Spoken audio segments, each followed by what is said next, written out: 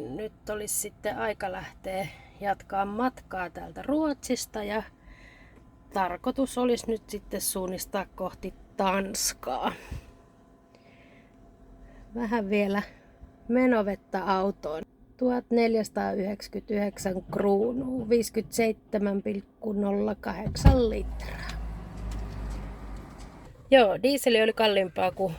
Joo, täällä on siis dieseli maksaa noin 26 kruunua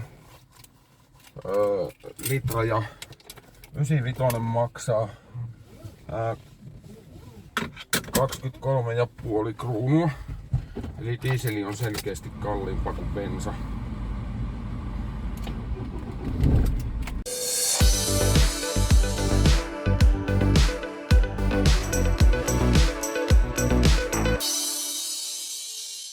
Joo, en ottanut ihan täyteen kun otin sillä 1500 kruunulla, minkä se antaa, että muistan 3 vuoden takaa, niin niillä oli semmonen, että se pysähtyi tohon 990 kruunuun, mutta nyt se on nostettu 1500.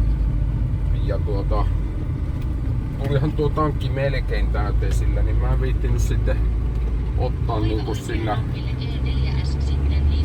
En viittinyt ottaa sitten niinku sitä paria litraa toisella tankkauksella.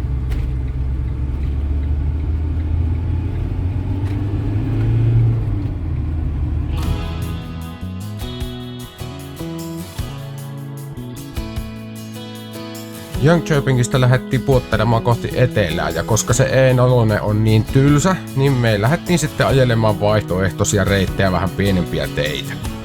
Loppujen lopuksi me sitten päädyttiin semmoisen pikkukaupunkiin kuin Alvestaa.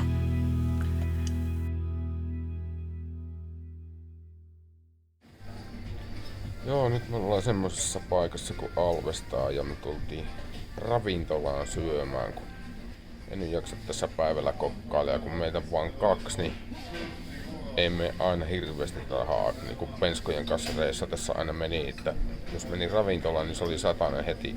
Hui. Nyt vähän kebappia napaan, niin jaksaa sitten taas matkustaa eteenpäin. Aina me syödään kebabia. Nyt on käyty syömässä. Mikä se oli? Sporen. Sporen. Siinähän oli niinku se ruotsalainen O oli niinku noin raiteet. Joo. Et käytiin, se on vähän niinku Helsingissäkin on se ravintola sivuraide. Joo.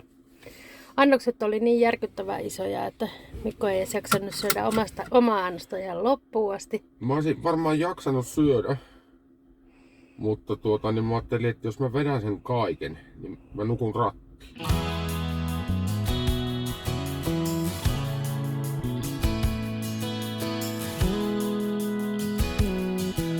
Ja matka jatkuu kohti etelää. Ihan mukavia maaseututeitä, ei siinä mitään, ja vähän muita karavanereitakin oli välillä liikkeellä.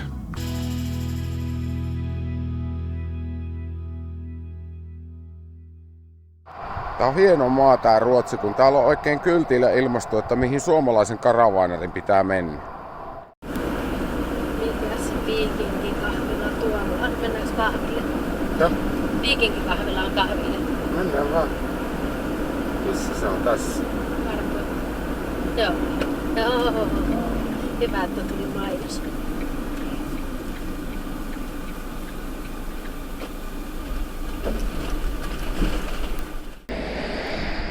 Mulla on jossain päin Skåne ja tuli tämmönen viikinkikahvilla mainos tossa tie reunassa, niin kurvattiin sitten tähän.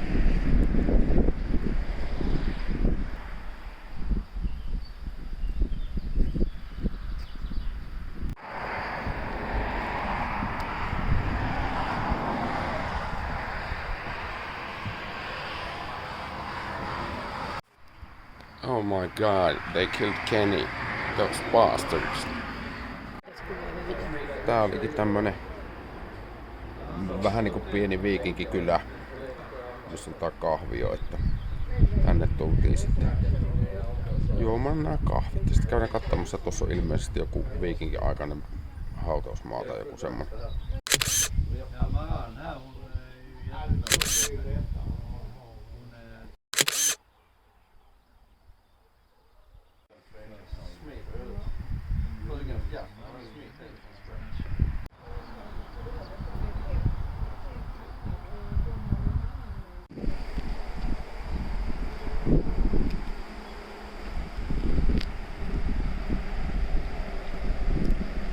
Tässä on ihan tämmönen minikokoinen viikinkikylä. Tuolla on sepänpajaa ja kaikkea semmoista.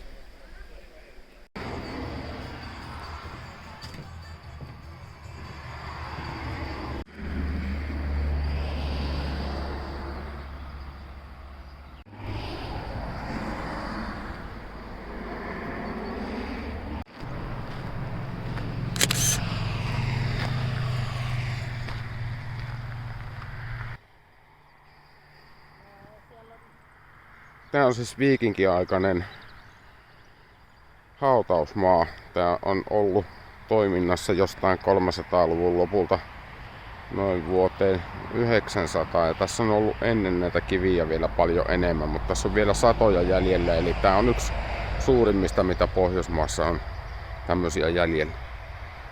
Täällä oli jo 50-luvulla tehty kaivauksia ja siitä on löytynyt sitten polttohaudattuja jäännöksiä.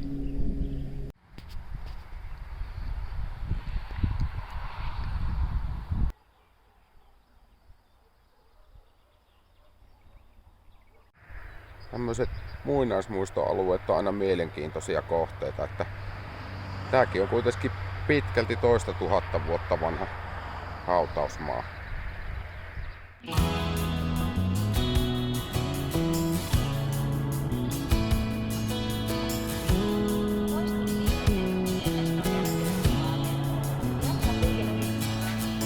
Sitten ajeltiin pitkin Skånea, joka on todella tasasta seutua.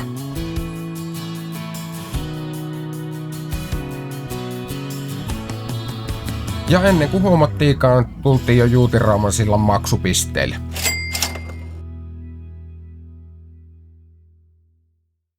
No niin, ajellaan Juutinrauman sillalla.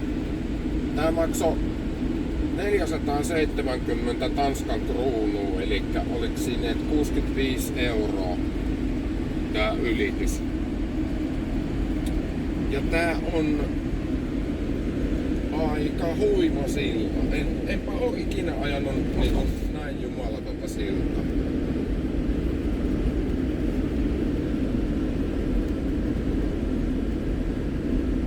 Maisemat on huikeet. Onneksi sattui tämmönen aurinkoinen keli. Mutta nyt ainakin.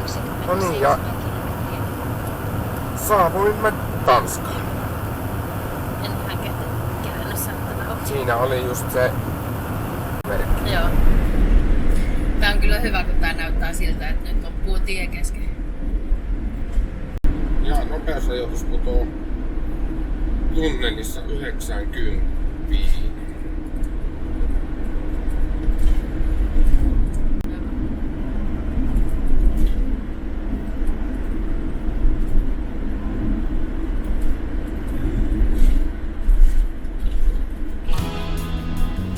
Minä kiinnitin ihan ensimmäisenä huomiota siihen, miten hyvälaatuiset tiet Tanskassa on.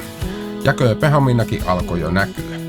Loppujen lopuksi tämän päivän etappi oli 366 kilometriä.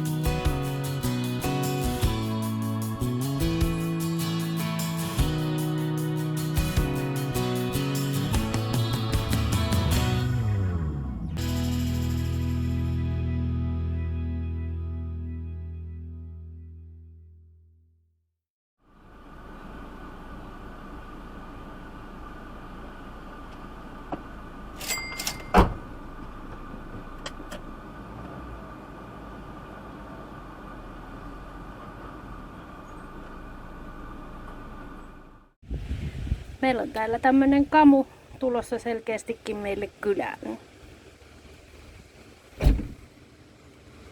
Eikä hirveästi ihmistä pelkää. Sinä oot tosi kesysorsa. Ei meillä nyt ole mitään sulle antaa, mutta selkeästi tulit kyllä pummaamaan leipää tai jotakin, mutta on kesysorsa. Me saavuttiin justiinsa Kööpenhaminaan. Mikä tämän kämppärin nimi oli? Jos muistais, oota mä katon siitä. Unohit jo. Tangloppen camping. Tangloppen. Niin, ja tää oli vissiin vajaa 20 kilometriä keskustasta ja täältä pitäisi päästä junalla tai bussilla sinne keskustaan, eli ihan Joo, kiva. junia pitäisi mennä 10 minuutin välein, tosin nyt lukenut, että paljonko tästä on siihen junalle matkaa. Mutta tänäänhän me ei olla lähdössä mihinkään tästä. Joo, uusi maa. Minä en ole koskaan ennen käynyt Tanskassa. Täällä on aika paljon kausipaikkoja ja suuri osa näistä kausipaikkavaunuista, niin näissä ei ole edes kilpiä. Ensimmäinen yö Tanskassa oltiin täällä Tangloppen campingissa ja sitten mikä se oli, Absalon camping, se oli mihin me ollaan menossa. Joo. Ja se on siis myöskin täällä Kööpenhaminassa. Katsotaan nyt tuo toinenkin kämppäri. Sitten siellä olisi ollut kolmas semmonen, joka on joku, mikä Charlotten linnoitus. Joo. Ja sinne oli varattu paikat pitkästi eteenpäin, se on niin suosittu, niin se jäi meille nyt tällä kertaa väliin.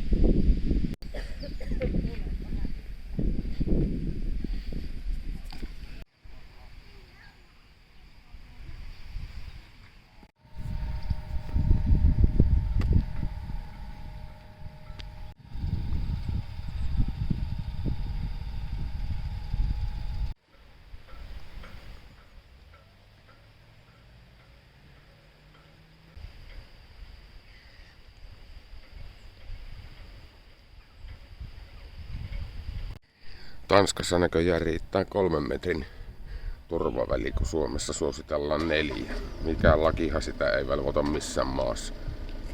Tällä kämppärillä on tupakkamiehiä ajateltu, nimittäin täällä on tämmösiä tuhkiksia ihan joka paikassa. Tuossa on 2 metrin päässä seuraava. Niin ei todellakaan tarvi heittää kenenkään niin tumppeja maahan. Oikein hyvä. Vähän mansikka-eskimon tyyppinen suklaa on paljon makoisampaa kuin meidän eskimossa. Täällä on jotain hilloa sisällä. Niin, Marja Hildo se sanoo. Katsotaan milloin se tulee vastaan. Kun me ihmeteltiin, että mikä on solbär, kun ei tietenkään ymmärretty muita sanoja tosta kuin toi bär. En tiedä, pitikö tässä käydä sanomassa se Ei kai. yksi tööttäs.